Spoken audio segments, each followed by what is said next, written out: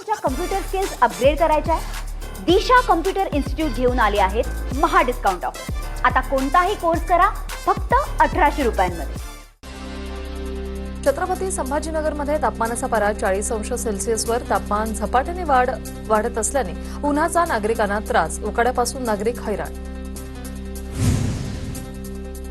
हिंगोली जिल्ह्यात अवकाळी पावसानंतर आता तापमानात मोठी वाढ. हिंगोली जिल्ह्यात तापमानाचा पारा 40 अंशावर पोहोचला. नागरिकांनी काळजी घेण्याचं आवाहन. अकोला शहरात उष्णतेची तीव्रता वाढली. अकोल्यात तापमानाने पुन्हा एकदा उच्चांक गाठला. तापमानाचा पारा तब्बल 43.1 अंश सेल्सिअसवर पोहोचला. आरोग्याची काळजी घ्या, प्रशासनाचं आवाहन. तर गोंदियात उष्णतेचा तडाखा वाढला. तापमान 41 अंशावर पोहोचलंय. कडक उन्हाने नागरिक हैराण. थंड पेयाच्या मागणीत वाढ. दुपारच्या वेळेत रस्त्यांवर शुकशुकाट. मालेगावमध्ये अवकाळी पावसानंतर पुन्हा उन्हाचा तडाखा. शहरातील पारा 41 अंशावर. दुपारी 12 ते 2 या वेळेत बाहेर पडणं नागरिकांनी टाळत असल्याने बाजारपेठेत शुकशुकाट. गोंदिया जिल्ह्यात उन्हाचा तडाखा वाढला. मटक्यांची मागणी वाढल्यानं गोंदिया शहरासह विविध ठिकाणी मटक्यांचे स्टॉल्स. विदर्भात उन्हाचा तडाखा वाढला असून अकोला 43.1 अंशासह जगातील चौथे उष्ण शहर ठरलं. नागपूरचा पारा 41 अंशाच्या पुढे गेल्याने नागरिक हैराण. येत्या आठवड्यात उष्णतेची लाट अधिक तीव्र होणार, वेधशाळेचा अंदाज. नंदुरबार जिल्ह्यात तापमान 41 अंशावर. कडक उन्हामुळे रस्ते ओस पडल्याने जनजीवनावर परिणाम. पुढील काही दिवसात उष्णतेची लाट तीव्र होणार. चंद्रपुरात तापमानाचा पारा 41 अंशावर पोहोचला. वाढत्या तापमानासह ताडफळांनी बाजार गजबजलाय. शरीर थंड ठेवणारी ही फळं सेवन करण्याकडे नागरिकांचा कल. तळकोकणामध्ये दिवसभर ढगाळ वातावरण. 8 दिवसांपासून नागरिक आणि अतिउष्णतेने हैराण आहेत. तर सिंधुदुर्ग जिल्ह्यात पावसाची शक्यता. बुलढाणा जिल्ह्याच्या तापमानात पुन्हा वाढ. जिल्ह्याचे तापमान पोहोचलं 40 पार. एप्रिलच्या दुसऱ्या पंधरवड्यात 6 दिवस 45 डिग्रीच्या वर तापमान राहणार. पुढील 5 दिवस महाराष्ट्रातील बहुतांश जिल्ह्यात उन्हाचा पारा 42 ते 45 पार जाण्याची शक्यता. नागरिकांना गरज असेल तरच घराबाहेर पडा, हवामान विभागाचं आवाहन. जळगावात वाढत्या उष्णतेमुळे केळी पिकाला फटका. उन्हाळी लागवड केलेल्या केळी खराब पीक होत असल्याने शेतकरी संकटात. कृषी विभागाने तातडीने उपाययोजना करावी अशी मागणी.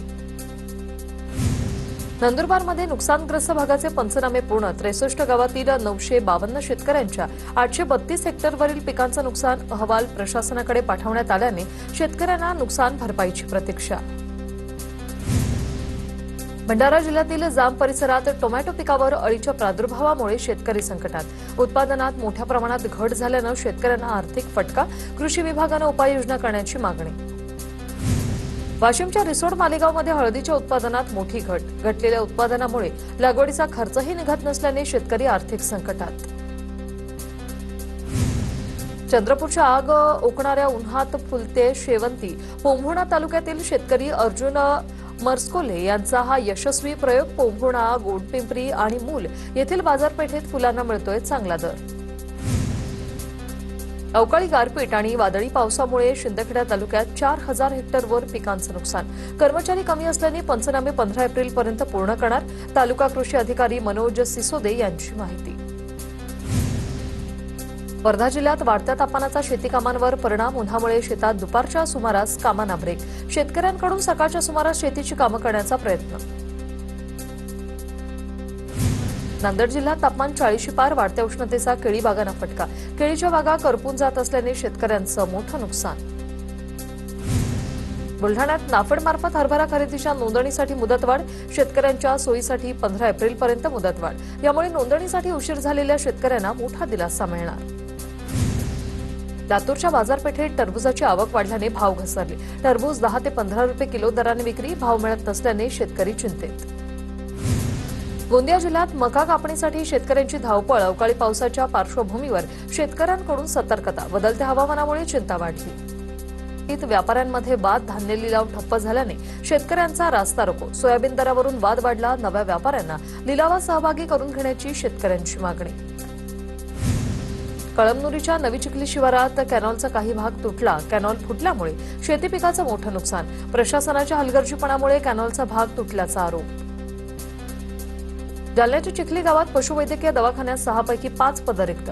खासगी डॉक्टर्सकडून घ्यावा लागतोय उपचार. गेल्या 4 महिन्यांपासून ही पदं रिक्त असल्यामुळे जनावरांच्या उपचारासाठी कोणीही नसल्याने पशुपालक चिंतेत. अकोला शहराला पाणीपुरवठा करणारी मुख्य जलवाहिनी फुटली. अकोला बार्शी टाकळी रस्त्यावर 15 ते 20 फूट पाण्याचे फवारे, लाखो लिटर पाणी वाया. वाशिममध्ये वाढत्या तापमानामुळे भीषण पाणी टंचाईचं संकट. टेकबुर्जी आणि सोनल प्रकल्पातील पाणी पातळी 20 ते 30% खाली घसरली. मे अखेरपर्यंत टंचाईची तीव्रता अधिक वाढण्याची शक्यता.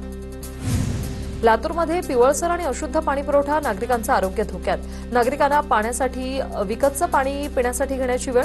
शासनाने तातडीने लक्ष देऊन शुद्ध पाणी पुरवठा करावा अशी मागणी.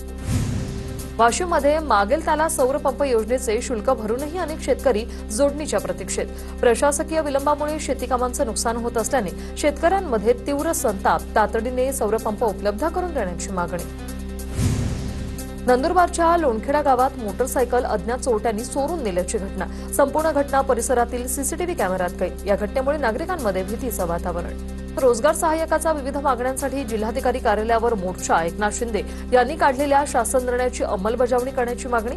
तसंच रोजगार सहाय्यकांना विमा कवच द्यावा यासह इतर मागण्यांसाठी मोर्चा. छत्रपती संभाजीनगरमध्ये पीएम ऑफिस समोर ज्येष्ठ नागरिकांचं आंदोलन. पेन्शन वाढ तसंच डीएममध्ये वाढ करण्यात यावी यासाठी ज्येष्ठ नागरिकांचं आंदोलन. राष्ट्रपती द्रौपदी मुर्मू 16 एप्रिलला वर्धा दौऱ्यावर येणार. महात्मा गांधी आंतरराष्ट्रीय हिंदी विश्वविद्यालयाच्या दीक्षांत समारंभ कार्यक्रमाला उपस्थित राहणार. गडचिरोलीत ग्रामपंचायत निवडणुकीसाठी अर्ज दाखल करायला सुरुवात. पहिल्यांदाच 146 गावातील नागरिक माओवाद्यांना न घाबरता स्वतंत्र मतदान करणार. 28 एप्रिलला 146 ग्रामपंचायतींसाठी मतदान होणार. बीडमधील मसाजोगच्या सरपंचपद पोटनिवडणुकीसाठी स्वरूपानंद देशमुखांच्या पत्नी करुणा देशमुखांचा अर्ज दाखल. स्वरूपानंद देशमुख यांनी उमेदवारी अर्ज दाखल केल्यानंतर करुणा स्वरूपानंद देशमुख यांचा देखील अर्ज. धनंजय देशमुखांच्या पाठीशी सर्व उभे आहेत. मसाजोगची निवडणूक बिनविरोध होईल.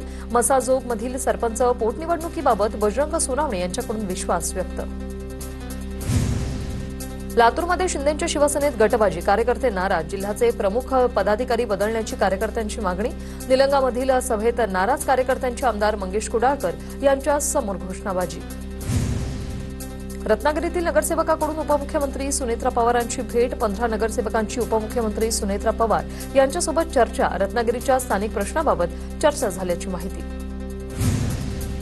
जळगावच्या 40गावमध्ये अवैध वाळू उत्खननाविरोधात सर्वपक्षीय आक्रमक. अवैध वाळू उत्खनन थांबवण्यासाठी शिंदेंच्या सेनेचे नेते माजी खासदार उन्मेष पाटील यांच्या नेतृत्वात प्रशासकीय इमारतीवर भव्य मोर्चा. आंदोलक आणि पोलिसांमध्ये बाचाबाची. राज्यात एप्रिल 2026 पासून मतदार यादी पुनरीक्षण कार्यक्रम सुरू होणार. यात 2002 आणि 2025च्या याद्यांचं मॅपिंग केलं जाईल. मतदारांच्या नावाची पडताळणी बीएलओ स्तरावर केली जाईल. गोंदियाच्या आमगावमध्ये डॉक्टर बाबासाहेब आंबेडकरांच्या जयंतीनिमित्त भव्य मोटरसायकल रॅलीचं आयोजन. या रॅलीत युवक युवतींसह नागरिकांचा उत्स्फूर्त सहभाग. बुलढाणा जिल्ह्यातील बंद असलेली शासकीय हमीभाव खरेदी सुरू करा. ठाकरेंच्या शिवसेनेची जिल्हाधिकाऱ्यांकडे मागणी. हमीभाव केंद्र बंद असल्याने शेतकऱ्यांसमोर अडचणी. जालना महापालिका प्रशासनाला कर वसुली मोहिमेत अपयश. थकीत असलेल्या 102 कोटी रकमेपैकी आतापर्यंत केवळ 21 कोटी रुपयांची वसुली. पालिका प्रशासनाकडून शहरातील नागरिकांना कर भरण्याचं आवाहन. मला तुमच्या कम्प्युटर स्किल्स अपग्रेड करायच्या आहे? दिशा कम्प्युटर इन्स्टिट्यूट घेऊन आले आहेत महा डिस्काउंट ऑफर. आता कोणताही कोर्स करा फक्त 1800 रुपयांमध्ये.